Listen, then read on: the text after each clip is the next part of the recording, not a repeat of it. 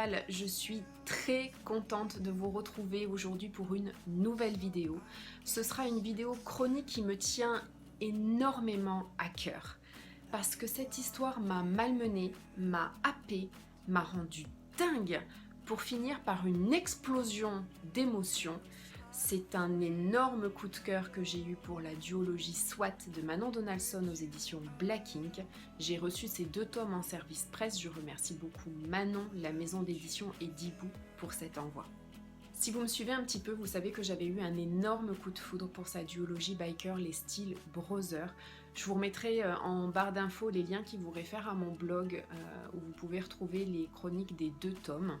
C'est une histoire magnifique de 2 êtres qui s'aiment à en crever et un Dante, comment dire, véritable déferlement orgasmique qui avait vraiment percuté mon cœur. Je m'étais d'ailleurs procuré au SDL de Paris cette année les brochets qui sont venus rejoindre ma bibliothèque parce qu'il était obligatoire que je les ai chez moi.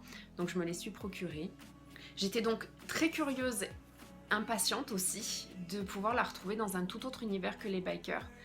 Et je peux vous dire qu'il en fallait vraiment, pour rivaliser avec Dante, il en fallait beaucoup. Je peux vous le garantir.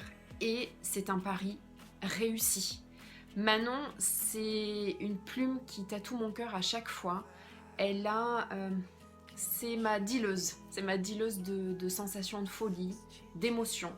Si je devais citer des auteurs qui pourraient avoir leur écrit adapté en film, elle en ferait obligatoirement partie. Parce que maintenant, Manon, c'est un peu la Spielberg des écrivains de romance. Et je peux vous dire qu'Hardy m'a retourné la tête. Ça faisait... D'ailleurs, je crois que je l'avais mis dans... Enfin, j'avais... au moment où je lisais ces 2 tomes, j'avais fait des stories sur mon Instagram et j'arrêtais pas de me dire Hardy. Ça cognait dans ma tête. Hardy. Il a été tout le temps présent et vraiment, je crois qu'il pourrait même détrôner Dante. Mais vraiment, ça reste un énorme coup de cœur. Dès le début du tome 1, on est dans l'action.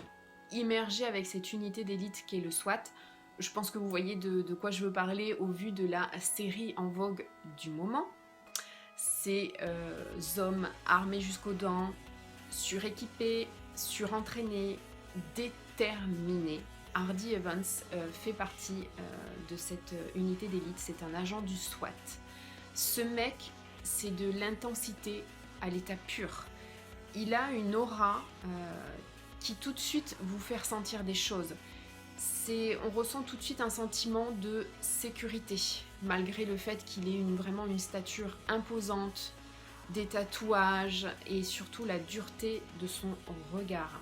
Son regard justement, celui qui va croiser lors d'une OP de surveillance du cartel le plus dangereux de la ville, celui d'Alyssa. On apprend qu'Alyssa est là sur le perron de la maison surveillée pour déposer un sac. Mais tout va pas se passer comme prévu. Alors qu'en fait elle est prête à revenir sur ses pas, elle va se faire kidnapper par les occupants de la maison. Et même si Hardy ne la connaît pas, ne sait pas pourquoi elle est là, ne sait pas pourquoi elle doit déposer ce sac, il ne peut pas laisser faire ça. Il va tout faire pour la sauver.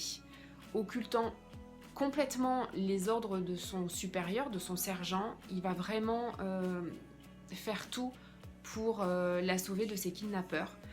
Et en fait, suite justement à ce kidnapping avorté, Hardy va être suspendu et Alyssa va devenir un témoin gênant sans protection par rapport au cartel. Mais c'était sans compter sur la promesse que va lui faire Hardy, celle de la protéger. On découvre une Alyssa pleine de vie. C'est une jeune femme qui a une joie de vivre remplie d'insouciance. Elle a cette volonté d'être toujours positive. Parce qu'en fait, on apprend qu'elle a un passé, qu'elle a des démons cachés d'un passé qui est vraiment encore trop présent pour elle et dont l'enfer, en fait, l'a profondément marquée. Elle est toujours quand même habitée par une peur et par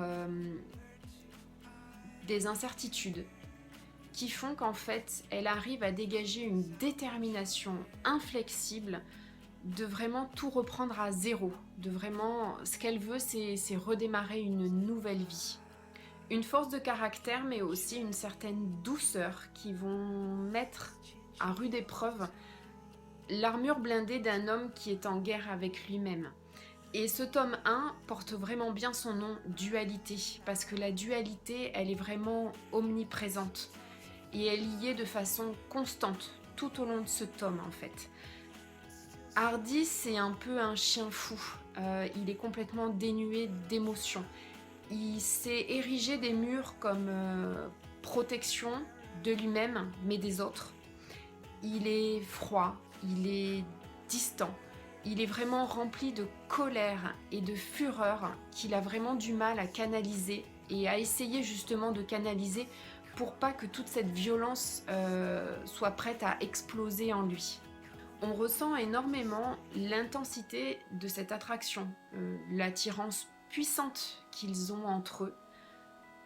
Plus il la repousse, plus elle a envie de l'aider. C'est un petit peu le protecteur qui aurait besoin d'être sauvé de lui-même finalement. On est complètement en fait à dévorer leurs échanges parce qu'en fait on ne sait pas si vraiment est-ce qu'ils vont s'aimer ou alors est-ce qu'ils vont s'entretuer en fait. C'est vraiment une lutte de sentiments qui est mêlée à une intrigue vraiment palpitante parce qu'il y a le cartel, parce qu'il y a la brigade anticorruption. Et en fait tout ça, ça nous rythme vraiment bien notre lecture. On est progressivement entraîné vers un cliffhanger de fin de tome 1 qui vraiment, moi, je n'ai pas vu venir. Vraiment spécialité de Manon, quoi. Je veux dire, j'arrêtais pas de me dire mais c'est pas possible, mais c'est pas possible. Ça a été vraiment une fin de fou. Donc vraiment, je vous conseille d'avoir le tome 2 à proximité. Parce que là, vous allez en avoir besoin. D'autant plus que dans le tome 1, elle pose les bases. Elle pose ses personnages, leur histoire, leur passé. Elle met en place une intrigue où il y a déjà quand même des bons rebondissements. Mais alors là, dans le 2, elle fait tout péter. C'est vraiment un deuxième tome détonnant qui a vraiment mis ma santé mentale, je peux vous le garantir, sans dessus-dessous. Parce que entre révélation, mensonge, trahison, vengeance, je peux vous dire qu'on est vraiment servi.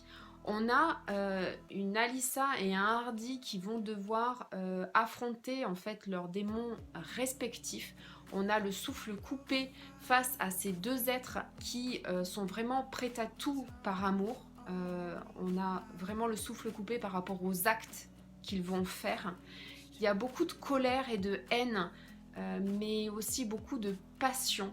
Et en fait, c'est cette passion qui est vraiment une vérité frappante et percutante, parce qu'en fait, ils peuvent pas exister l'un sans l'autre. L'un n'existe pas sans l'autre.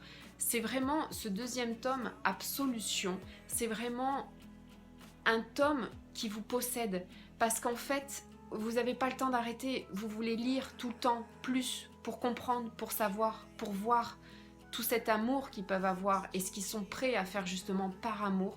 Vous ne pourrez pas vous arrêter de lire. C'est vraiment une puissante addiction, ce tome 2.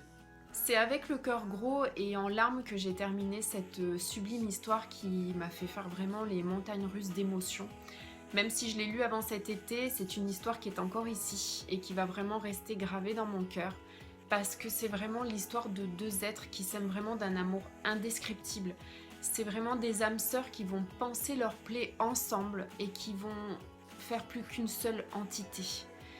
J'ai pas du tout vu venir l'épilogue, mais alors vraiment pas du tout. Cet épilogue, c'est un hymne à l'amour. Il m'a brisé le cœur, mais pas de tristesse, non, pas du tout. Il m'a brisé le cœur d'un amour infini, parce que c'est cette histoire, c'est l'histoire d'un amour infini et indescriptible. Vraiment, je vous invite à découvrir vraiment cette magnifique histoire qui va rester gravée en vous pour toujours. Merci beaucoup Manon de m'avoir encore embarquée, de m'avoir fait vivre une explosion d'émotions. J'ai été accro à leur dualité, j'ai été accro à ses ténèbres à lui, j'ai été accro à sa lumière à elle. Il est si touchant, elle est si forte. Tu as encore su une fois m'embarquer avec eux, à me faire vivre des sensations, des émotions de folie. Je te remercie pour ça. J'espère vraiment et j'ai hâte de pouvoir te découvrir dans un nouveau projet parce que je suis sûre, encore une fois, que tu arriveras à nous embarquer. Voilà, j'espère que cette vidéo chronique vous aura plu. N'hésitez pas à mettre un petit commentaire si vous aussi vous avez lu cette histoire et que vous voulez donner votre ressenti. Je me ferai un plaisir d'en discuter avec vous. En attendant, vous pouvez me retrouver sur Instagram et sur Facebook et bientôt dans une nouvelle vidéo. Je vous dis à très vite.